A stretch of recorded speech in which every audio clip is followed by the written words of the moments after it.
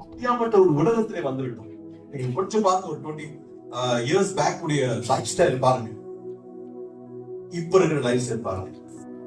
Artificial intelligence பாருங்க, மொபைல்ல எல்லாமே பாவத்துக்குரிய எல்லா வழிகளும் அங்க இருக்கு. அது இல்லைன்னா அவன் வந்து ஒரு போஸ்டரை பார்த்தா அவன் கண்கள் நிச்சயம் மாம்சம் நிச்சயம் அவனுடைய வாழ்க்கையில வேலை செய்ய ஆரம்பிக்குது. இப்பொழுது ஒவ்வொரு மனிதனுடைய கரத்தில் இருக்கிறது பாவம். அந்த door if you opens, Bible says I knock at the door and open. அதே சேம் டைம் வெளிப்படுத்தின விஷயம் 12ஆம் அதிகாரம் சொல்லுது, கடைசி காலம் வந்துச்சுட்டு பிசாசன ஓடுறான், கிரியை பயங்கரமா செய்யறான். அப்போ நிறைய பேருடைய கதவுகளை அவன் தட்டி கொண்டே இருக்கான். உன்னுடைய ஆழத்துல எந்த கதவு ஓபன் செய்யறியோ அதுக்குள்ள அந்த பாவம் வருது. அது என்ன பண்ணுது? கற்று தருகிறது. ஒரு கதையை நான் சொல்ல விரும்புகிறேன். ஒரு புழுவானது பள்ளத்தில் பூச்சி, ஒரு புழு அது அழகாக ஒரு முட்டையிடுது. அந்த முட்டை மேல முட்டையிடுது ஒரு இலையோட, அதோடைய கீழே ஒரு முட்டையிடப்படுது. அந்த மேல வளர்ற அழகான மண்ணு பூச்சி வெளியில வளர்ந்து ஒரு டைம்ல பட்டர்ஃபிளை ஆக போறதுக்கு முன்னால, புழுவாகி நல்லா நிக்கிறதுக்கு முன்னால அந்த கூண்டுல இருக்கு. ஆனா கீழே இருக்க பூச்சி தாழ்மையாக அந்த இலைக்கு கீழே பொறுமையாக வாழ்ந்து கொண்டிருக்கு. மேல அது இருக்கிறனால அழகா அது நடந்து வர்றதை பார்க்கும்போது மேல இருக்கிற ஒரு குழவி என்ன பண்ணுது? அந்த முட்டையில குத்தி அந்த முட்டைக்குள் அதோட முட்டையை போட்டு. சோ அந்த கிளியானது அந்த அந்த அந்த ரெண்டும் ஒரே டைம்ல வெளியே வந்து ஒரு பட்டர்ஃபிளையா வரும். அந்த நேரத்துல என்ன ஆகுது? மேல இருந்து பட்டர்ஃபிளை வரல, குழவிகள் இருக்கு.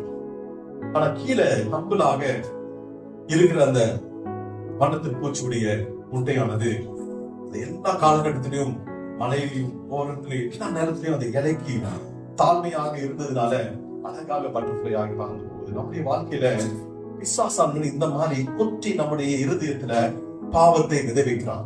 சோ விதையானது எந்த இடத்துல விதைக்கப்படுது?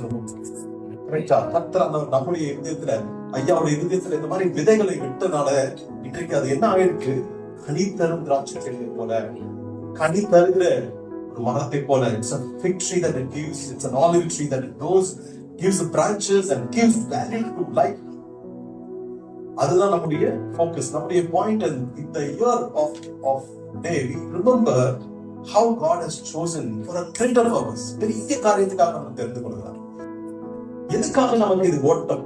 ஏன் இந்த ஓட்டம் தேவை? நிறைய பேர் ஓட ஆரம்பிச்சிருக்காங்க, நிறைய பேர் ஓட முடியாம சீக்கிரி தனைக்கிறாங்க. நான் இன்னைக்கு அநேக காரியங்களை கத்துடைய கிருபையில இந்த வயதுல என்னால முடிஞ்ச வரைக்கும் அநேக இடங்களுக்கு, அநேக சிட்டிஸ்க்கு, நிறைய மனுஷர்கள் டிஃப்ரெண்ட் கேரக்டர்ஸை பார்க்க எனக்கு அந்த உதவி செய்யறாங்க. ஒவ்வொரு காரியங்களை பார்க்கும்போது ரொம்ப ஆச்சரியமா இருக்கு. Every second there is an abortion. ஒரு நிமிஷத்துக்கு, ஒரு செகண்ட் நொடியில கணக்கிட சொல்லுது அபார்ஷன். யாருடைய ஆத்மா உங்களை என்ன சபை யோசிக்க வைக்கும்? அனுபவம் நம்முடைய குழந்தைக்கு யாரா இன்னைக்கு பாசன வார்த்தை சொன்னாங்க, யோசிச்சு பாத்தீங்களா? அந்த ஆத்துமாக்கள் அதிகரித்து இதுல சான் பிரான்சிஸ்கோ, கலிபோர்னியால சான் பிரான்சிஸ்கோல பெரிய சபை இருக்கு. That small is not the church of God, church of Satan. அங்க என்ன பண்றாங்க? ஒவ்வொரு ஆத்மாவுக்காக ஜெபிக்கிறாங்க. லூசிபர் இடத்துல அந்த ஆத்மாக்களை இழுத்து லூசிபருக்கு அடிமையாக கொடுக்கிறாங்க. This is present world reality. 2500 பேரு every one day வாலிபர்கள் தற்கொலை பண்ணி சாப்பிடுறாங்க. தெரியுமா? எத்தனை ஆத்மாக்கள் அழிந்து போகும். எஃப்எம்பி வீடு பாடல்கள் கேட்கும்போது தெரியும் எத்தனை ஆத்மாக்கள் அழிந்து போகும். நம்முடைய சபையில அழகா வரும் உட்காந்துருப்போம். இன்றைக்கு நியூஸ் வருது, ஆப்பிரிக்கால எப்படி ஜனங்களை கொன்னு குவிறான். இதே தேவனிடத்துல இதே சபையின் அங்கமாய் கட்ட சொல்ல நிறையா இருக்கிறேன்.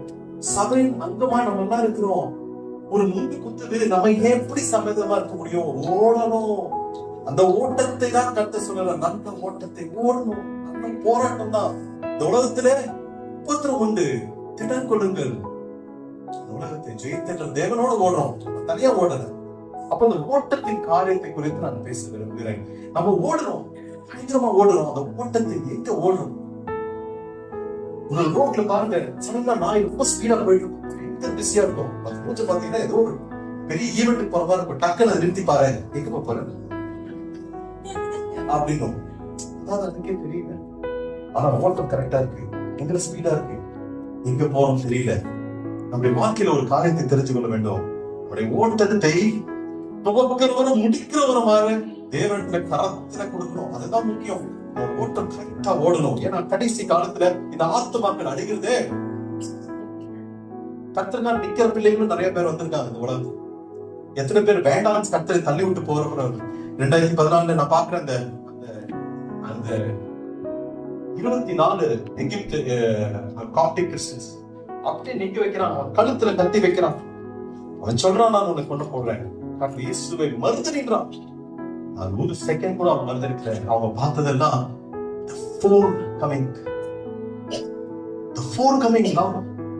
எனக்கு இழுக்குது அந்த அன்பு.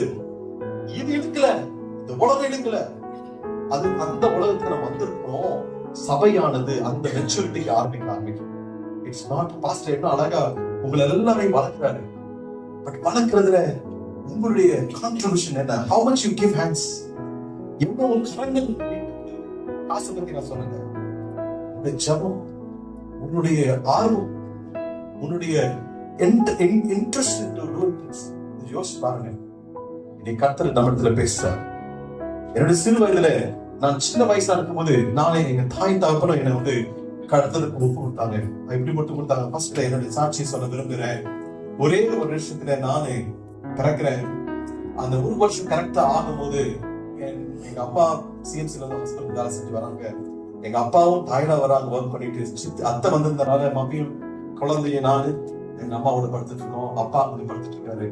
கர்த்தருடைய பிள்ளை அவரு எப்பொழுதும் 1000 துதிகளோட ஜெபிக்கிறாரு. அவர் எப்பொழுதும் நம்ம எல்லாம் வந்து ரொம்ப ஆச்சரியமா இருக்கு எனக்கு. அவர் 75 இயர்ஸ்ல முட்டி போட்டு 1000 துதிகள் அப்படியே ஜெபிப்பாரு. கம்ப்ளீட்டா சொல்லுவாரு. கர்த்தருக்கு அப்படி வைராக தேவனுடைய மனிதன். அப்போ என்ன வந்து நான் மூச்சு திணற ஆரம்பிக்கிறேன். ஒரு சவுண்ட் வருது, இழுத்துட்டு இருக்க மாதிரி. I was about to die in a few minutes. I'm going to die. I become blue. பயங்கரமான ப்ளூ ஆகி அப்படியே சாவு கிடக்குறேன். எங்க அப்பா கேக்குதுப்பா ஓடி வராரு. ஓடி வந்து பாக்குறேன், நானு சாவு கிடக்குறேன். எங்க அம்மா எழுப்புறாங்க. என்ன எழுப்புறோன்னு எங்க அம்மா எழுச்சி என்ன பண்ணு தெரியல, மூச்சு கிடைச்சிருக்கலாம், எத்தனையோ காரணங்கள் இருக்கு, என்னன்னு தெரியல, புரியல. ஆனா ஒண்ணு, எங்க அப்பா என்ன பண்ணாரு, எந்த தகப்பனும் ஓடி போய் என்ன பண்ணிருப்பாங்க, ஒரு ஆட்டோ போட்டு வந்துருப்பாங்க. கரெக்டா? நீங்க எல்லாம் தகப்பன் தானே, நான் எதாவது செஞ்சிருப்பேன். எங்க தப்பா என்ன பண்ணாரு தெரியுமா? குட்டி போட்டாரு. குட்டி போட்டு ஜாம் பண்றாரு. மகனை நான் ஒளிவுக்கு ஒப்புடுக்கிறேன், அவனை ஒண்ணு மிஷனரி டாக்டர் ஒப்புடுக்கிறேன் சொல்லி முடிச்சாரு. எங்க அம்மாக்கு கட்ட ஞானத்தை கொடுத்தாரு. வாயோடு வாய் வைத்து அம்மா வாய் வந்து புரிஞ்சாங்க. இவ்வளவு சளி வெளியில வந்தது, சளி அடைச்சதற்கு ஃபுல்லா இருக்குங்க. டாக்டர்ஸ் போய் பார்த்தோம்னு சொன்னாங்க, கம்ப்ளீட் நார்மலா இருக்கான். ஆனா நீங்க கொண்டு வந்திருந்தா எத்தனையோ குழந்தைங்க ஆஸ்பெக்ஷியா பண்ணுவாங்க, ஆக்சிஜன் பிரெயின் போகாம இழந்து போய் இறந்து போன எத்தனையோ குழந்தைங்க இருக்கு. ஆனா நீங்க கம்ப்ளீட்டா நார்மலா இருக்கான். ஹல்லேலூயா. மாதிரி அநேக காரியங்கள். அதுக்கப்புறம் ஒரு 12 தடவை வாழ்க்கை சாவுக்கு நேரி போயிருந்துச்சு. நான் சொன்னேன், ஒரு நாள் பைக்ல போயிட்டே இருக்கிறேன். சின்ன வயசு 11th ஸ்டாண்டர்ட் ஸ்கூல் சைக்கிள் ஓட்டிட்டு போயிட்டு இருக்கேன். பிரேக் அடிக்கிறேன், உள்ள போயிட்டேன். வண்டி பிரேக் அடிக்கிறேன், உள்ள போயிடுச்சு. பஸ் உடைய டயருக்கு டயர் இருந்து நிக்குது வந்துச்சு. வேகமா ஓடிட்டு இருந்த பஸ். ஹல்லேலூயா. உனக்காக நிக்க வைப்பாரு. ஹல்லேலூயா. நான் நிக்க வச்சாரு எனக்காக. அவனுக்கு ஆச்சரியமா இருக்கு, எப்படி அவன் கால், அவன் சொல்றான், என் கால் எப்படி நிக்க வச்சுன்னு எனக்கு தெரியல. வல்லமுள்ள தேவன் உண்மை பண்ணிட்டாருன்னா வச்சுக்கேன், உண்மை ஸ்டாப் பண்ண முடியாது. அதை தெரிஞ்சுக்க. நான் தெரிந்து கொள்ளதுக்கு கூட இருக்கனா, அவருடைய கரத்திலே அடங்கி இருக்கிறனா, அந்த குழுவை போட நான் அடங்கி இருக்கனா, கடவுளை நான் ஜெகத்தோடு அவருக்கு ஒப்பு கொடுக்கிறேன். முழுமையா ஒப்பு கொடுக்கணும். பாஸ்டர் அவருக்கு கொடுக்கிறேன். புழுக்கும் ஆசை வீசுக்கு ஆசை கேள்விப்பட்டிருக்கீங்க. அந்த மாதிரி இருக்கக்கூடாது. கடவுள்கிட்ட முழுமையா ஒப்பு கடவுளே நிறைய என்னுடைய ஒவ்வொரு நினைவுகளும் சமூகத்திற்கு பிரதியான உடைய எண்ணங்கள் எல்லாம் பூர்த்தி செய்யணும் கர்த்தருடைய சித்தத்தினால. Where are you looking? I want to ask you a question. இந்த நேரத்தில் நான் கேட்கக்கூடிய கேள்வி, sorry, where are you looking? நீ ஓடுற அந்த ஓட்டம் எதை குறித்து பார்வையா இருக்கு வாழ்க்கையில? முதலாவது இங்க பாத்தீங்கன்னா பிலிப்பியன் சாப்டர் 3:14 பாக்குறீங்க. I press on towards goal to win. படிங்க அந்த வாசனம் தமிழ்ல. பிலிப்பியர் 3:14. சீக்கிரம் வாசிங்க. அப்பதான் என்ன கிடைக்கும்? நேரம் கிடைக்கும்.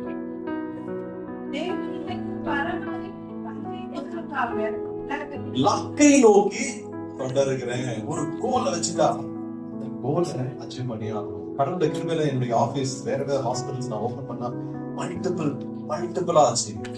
கோடி மடங்கு அது இம்ப்ரூவ் ஆச்சு.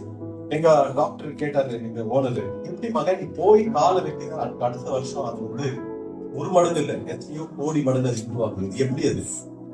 என்கிட்ட இல்ல, நான் ஒரு முட்டாளு. நான் எப்பவுமே சொல்லுவேன், நான் ஒரு முட்டாளு, நான் ஒரு வேஸ்ட். யாராவது என்ன திட்டினீங்கன்னா துப்பினீங்கன்னா ரொம்ப சந்தோஷப்படுறேன். ஏன்னா என்னை maximum I want to get myself because I want to know more about my God. Because அவருடைய அன்பை நம்ம தெரியணும்னா ஃபர்ஸ்ட் நம்ம பவுன்ஸ் டவுன் ஆகும். நீ டவுன் ஆகு நிறைய தெரிஞ்சுப்பேன். அவர் பயங்கரமான ஆலோசனை கர்த்தர், வல்லமுள்ள தேவன், சமாதான பிரபு, துதிகள் மத்தியில மோசமா இருக்கிற தேவன். அப்போ அவர் எப்படி இந்த உலகம் வந்தாரு? அடிமை ரூபத்தை நினைத்து விட்டு அடிமை ரூபத்தை. எனக்கு பாஸ்டருடைய கால்களை கழுவும் போது ரொம்ப எனக்கு டச்சிங்கா இருந்துச்சு. சோ அடிமை ரூபம் வந்துட்டு நம்முடைய இருதயத்துல ஆரம்பத்துல அடிமை ரூபம் நம்ம எடுத்துக்கொண்டு வந்தாரு. எனக்காக என்ன ரூபத்தை நான் காமிக்கிறேன்? நான் டாக்டர் காட்டலனா, நான் படிச்சது காட்டலனா, எதை குறிச்சு பெருமை பாராட்டணும் உலகத்துல? என்னுடைய வாலிபையில எல்லாத்துலயுமே நான் கத்தோடைய வாங்கி வேஸ்ட். எது முக்கியம் தெரியுங்களா? உன்னுடைய ஓட்டம் பின் பண்ணிட்டு பரம அழைப்பின் பந்தய போறதுக்கு பாஸ்டர் மெசேஜ் பண்ணிட்டாரு. என்ன மெசேஜ் பண்ணாரு? மெடிசனை கூட டாக்டர் டேனியல் என்ன பண்ண போறாரு?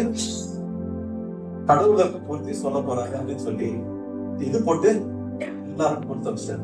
நான் அப்பவே சொன்னேன், ஐயா இது ஒரு ஜாப் என்ன, என் ஜாப் கண்டது சொன்னது என் ஜாப், உங்களோட ஜாப் என்ன? கூட்டு வாங்க. போயிட்டேன். அவர் போயிட்டா வந்துச்சு. அந்த அம்மா வச்சு ரெக்கார்ட் பண்ணிட்டு இருக்காங்க அந்த இடத்த. நான் ஒரு 100 பேஷண்ட் பார்த்தேன். 150 பேஷண்ட் வரும்போது கடவுள் சொல்றாரு 50 பேஷண்ட் வெயிட் பண்றாங்க. கடவுள் கிளியரா சொல்றாரு, மகனே அதை நீ பேக் பண்ணி கிளம்பு. ஆனா அது கண்டினியூஸ். எனக்கு என்னன்னா ஒவ்வொரு ஆத்மாக நான் எப்படி பார்ப்பேன் சொல்றேன். ஆனா ஏன் கட்டளை சொல்றாரு தெரியுமா? மனிதரை மீன்களை பிடிக்கிற மாத்திரம் ஏன் அப்படி சொல்றாரு?